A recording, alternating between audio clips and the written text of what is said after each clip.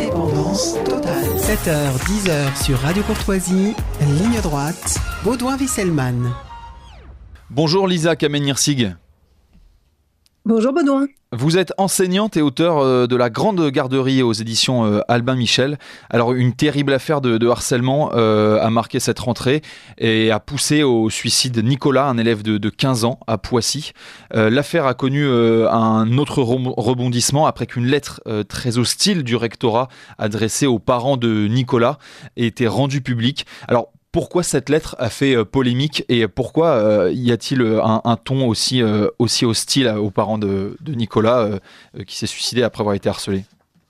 Alors la lettre a fait polémique parce que elle est très vindicative. D'abord, elle commence par une énorme erreur d'orthographe. Enfin bon, ça, on n'est plus surpris. On en parlera peut-être tout à l'heure. Oui. Ensuite, elle menace les parents de Nicolas. Eux-mêmes avaient écrit une lettre dans laquelle ils indiquaient que si l'administration ne faisait rien pour protéger leur fils, ils seraient obligés de les assigner en justice. C'est-à-dire qu'ils avaient envoyé une mise en demeure au rectorat. Ils avaient d'abord parlé au proviseur. Enfin bref, ils ont respecté toute la hiérarchie. Ils sont passés par toutes les étapes. Donc ils ont écrit cette lettre et le rectorat de Versailles leur a répondu sur un ton vraiment très vindicatif, très hostile, que comme ils s'étaient adressés à leurs agents en les mettant en demeure, eux-mêmes leur indiquaient que ils pouvaient les assigner en justice pour calomnie, que l'État leur avait octroyé une place dans la communauté scolaire et qu'en gros ils devaient s'en contenter et que, entre guillemets, pour le bien de leur fils, ils leur conseillaient de cesser leur poursuite.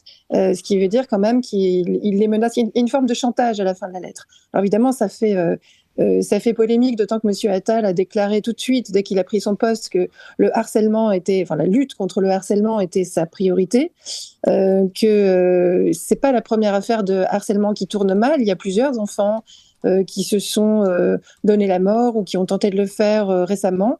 Donc évidemment, ça tombe très mal.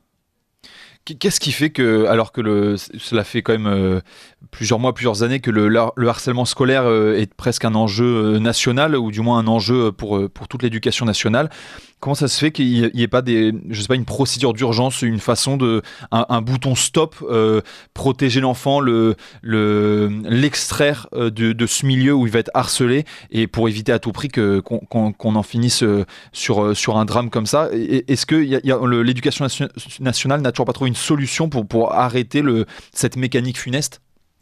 D'abord parce que c'est un phénomène d'ampleur. Il y a énormément d'élèves harcelés. La France et le pays, c'est une statistique tout à fait officielle, je crois que c'est une statistique de l'OCDE, le pays dans lequel le comportement des élèves laisse le plus à désirer. Même les professeurs s'en plaignent, c'est pas seulement entre élèves. Donc c'est un phénomène qui est très large, les enfants harcelés sont très nombreux.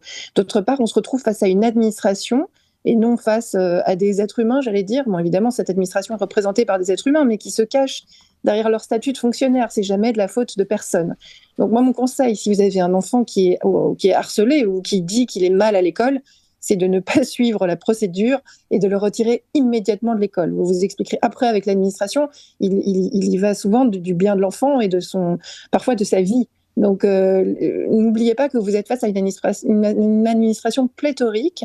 Il y a 850 000 enseignants en France et il y a 350 000 non-enseignants à l'éducation nationale. C'est un ratio qui est complètement fou par rapport aux pays voisins.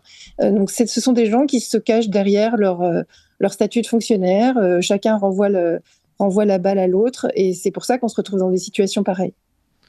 Alors, en parlant des enseignants, un article du Figaro pointe des cahiers remplis de fautes d'orthographe et un manque de formation des contractuels qui se fait sentir dans les classes. Alors, la responsabilité est forcément sur les contractuels de l'éducation nationale qui sont les seuls à être mauvais en orthographe ? Alors, malheureusement, il n'y a pas que les contractuels à l'éducation nationale qui soient mauvais en orthographe. Moi, j'ai été très surprise parfois par le niveau d'orthographe de mes collègues qui n'étaient pas contractuels du tout, qui étaient tout à fait titulaires, comme on dit.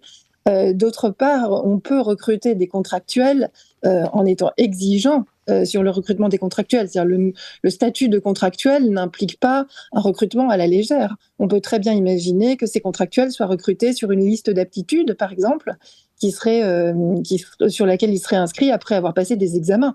Les gens qui passent le concours aujourd'hui, le concours d'enseignants et qui sont titulaires donc et non pas contractuels, ne passent aucune épreuve d'orthographe. Il n'y a pas d'épreuve de grammaire.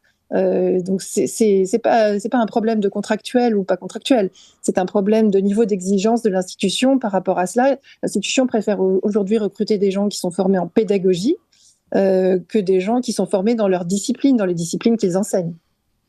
Parfait, merci beaucoup Lisa Kamen-Hirsig d'avoir été avec nous. Vous êtes enseignante et auteure de La Grande Garderie aux éditions Albin Michel.